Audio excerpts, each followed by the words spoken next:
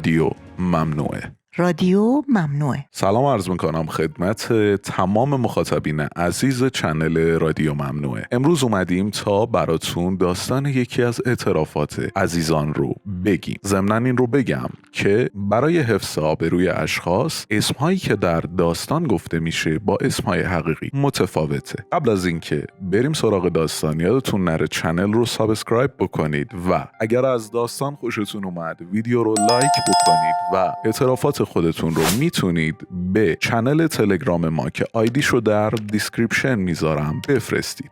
6 سال قبل روزی که برای اولین بار خواهرزن برادرم را دیدم با یک نگاه عاشقانه شیفته شدم و مثل دیوانه ها بی‌طاقت و عجول به برادرم گفتم هر طور شده ما باید با هم باجناق بشویم. علیرضا با شنیدن این حرف لبخندی زد و گفت پسر تو هنوز دهنت بو شیر میده، چرا انقدر عجله داری؟ صبر کن، برات کاروباری دست و پا کنم، بعد هم خودم زیر پر و بالت رو میگیرم تا بتونی روی پای خودت بایستی. با همون دختر مورد علاقت نیز ازدواج کنی. اون با این حرفها مرا آروم کرد و چون همسرش نیز از علاقه من نسبت به خواهرش اطلاع داشت رابطه صمیمانه تری با هم برقرار کردیم. من بیشتر اوقات به خانه علیرضا میرفتم و با هماهنگی که منیره با خواهرش داشت اون نیز به آنجا میآمد و ما هم به راحتی با هم صحبت میکردیم. برادرم اطلاع داشت که به خانهش میرم اما از موضوع حضور خواهرزنش در اونجا بی اطلاع بود تا اینکه یه روز به طور سرزده به خونه اومد و اتفاقا همسر برادرم نیز برای خرید بیرون رفته بود و من با خواهر همسرش تنها بودم.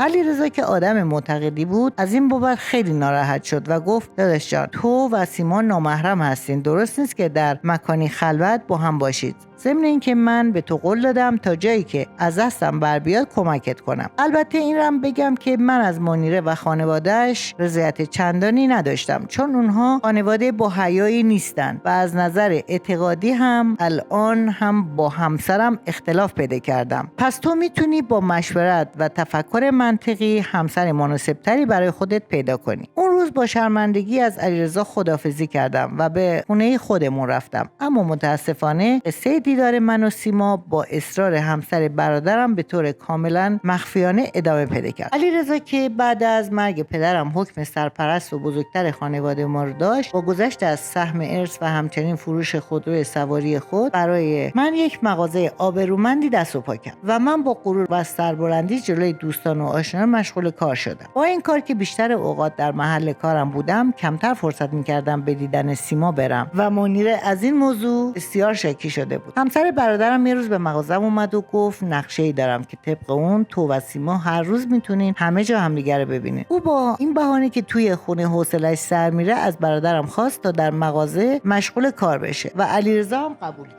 به این ترتیب بود که با منیره همکار شدم و خواهرش هم هر روز به دیدن ما می اومد. حدود 2 ماه گذشت و من متوجه شدم که علیرضا و منیره سر مسائل مختلفی دچار اختلافات جدی شدن و با هم بگو مگو دارن. برادرم میگفت همسرش با پسر جوانی که از قبل به هم علاقه‌مند بودن ارتباط پنهانی داره و کار اونها در کمتر از چند ماه به قهر و جدایی عاطفی رسید. در مدتی که منیره به خونه پدرش رفته بود تنها رابطه و برادرم من بودم و متاسفانه این زن خیانتکار با نگاه‌های شیطانیش کم کم روی احساساتم پا گذاشت و با تعریف و تمجیدایی که از من میکرد و میگفت کاش به جای اینکه با علیرضا ازدواج کرده بودم زن تو میشدم. منیره با این حرفها و بازی چشماش منو فریب داد و تا به خودم اومدم متوجه شدم اسیر هوس‌های پلیدم شدم. 1 سال گذشت و علیرضا که حتی با پادرمیونی ریش سفیدای فامیلم راهی برای نجات زندگیش پیدا نکرده بود به طور توافقی از همسرش جدا شد. اون حتی برای پرداخت مهریه همسرش آپارتمان کوچکی که با 1000 بدبختی خریده بود به منیره داد و درست در روزهایی که برادرم نیاز به یک پشتوانه عاطفی و احساسی عمیق داشت من به عنوان کسی که جبران سالها محبت و دوستی بیریا و پدرانه علیرضا را همراه با از خودگذشتگی اون برای راه اندازی مغازم مدیون این مرد بزرگ بودم، فریب 2 چشم شیطانی همسرش رو خوردم و فریفته نگاهی شدم که نگاهمو برای همیشه به زمین دوخته و رو ندارم سرمو بالا بیارم. پس از اون که علیرضا همسرشو طلاق داد، سر خودش رو با کتاب و مطالعه سرگرم کرد و تصمیم گرفت به طور اینکه ضمن خدمت ادامه تحصیل میده زندگیشو بگذرونه. من هم دلم خیلی برای اون میسوخت و با خواهر همسرش قطع ارتباط کردم، اما هنوز 1 ماه نگذشته بود که متوجه شدم منیره با عبور از جلوی مغازم منو زیر نظر داره. یه روز با احساس بدی که نسبت بهش پیدا کرده بودم از مغازه بیرون اومدم تا با چند تا حرف رکیک خجالتش بدم و همین کارو هم کردم. منیره با شنیدن حرفام به گریه افتاد و داخل مغازم اومد و در حالی که به چشمام زل زده بود کمی در و دل کرد. هر چه سرم رو پایین مینداختم تا به چشماش نگاه نکنم، نتونستم اسب سرکش هوسای پلیدم رو کنترل کنم. متاسفانه اون روز 1-2 ساعت با منیره صحبت کردم. اون بیشتر از اینکه با سخنانش منو تحت تاثیر حرفاش قرار بده، با نگاه تحریک کنندش فریبم داد و عقل و منطقم رو زیر پا گذاشتم. از اون روز به بعد رابطه عاطفی من و منیره عمیق شد تا جایی که پس از گذشت حدود 6 ماه با هم قرار ازدواج گذاشتیم. من بدون رضایت خانواده‌ام کت و شلوار دامادی پوشیدم و اون رو به عقد خودم درآوردم. ازدواج من و منیره کمر علیرضا رو شکست. اون انتقالی گرفت و همراه مادر پیرم از شهر خودمون به تهران رفت و من هم با خونه‌ای که برادرم به عنوان مهریه به منیره داده بود و مغازه‌ای که با کمک اون راه انداخته بودم زندگی نکبتباری رو آغاز کردم. اما این پیوند شوم در لجنزار فساد و خیانت از هم گسست و در مدت کوتاهی فهمیدم که چه حماقت و اشتباه بزرگی کردم. منیره با مردی غریبه ارتباط مخفیانه‌ای داشت و با اطلاع از این موضوع نتونستم خودم رو کنترل کنم تا جایی که میتونستم اونو کتک بزنم و با چاقو زخمیش کردم. اون رو در 1 قدمی مرگ قرار دادم، اما با تلاش پزشکان جون سالم به در برد و از من شکایت کرد. به این ترتیب بود که پشت میله‌های زندان افتادم و اون حتی تقاضای طلاق داد و مهریه‌اش رو به اجرا گذاشت. موضوع دستگیری من از طریق عموم به گوش علیرضا و مادرم رسید و اونها بیتاب و بیقرار به کمکم اومدن. برادرم سند خانه پدریمون رو برای ضمانت آزادیم از حبس گذاشت و من از زندان بیرون اومدم و قرار شد مغازمو بفروشم و مهریه منیره رو پرداخت کنم. مرد جوون اشکاشو پاک کرد و اشکامو پاک کردم و چند روزیه که علیرضا و مادرم از شهرستان برای زیارت به اینجا اومدن و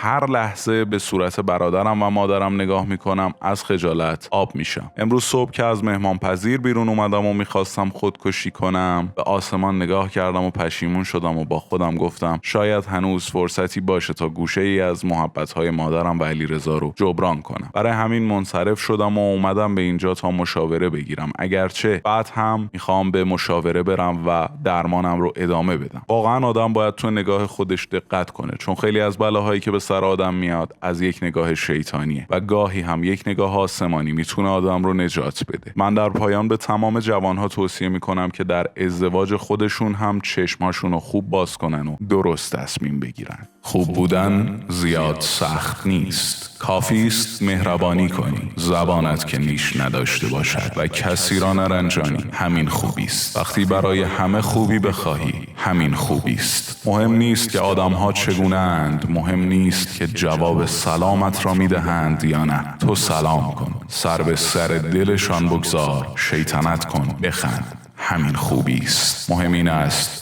که تو خوب باشی. آنها روزی دلشان برای خوبی هایت تنگ خواهد شد، باور کن. تا داستان بعدی همراه رادیو ممنوعه مثل همیشه بمونید.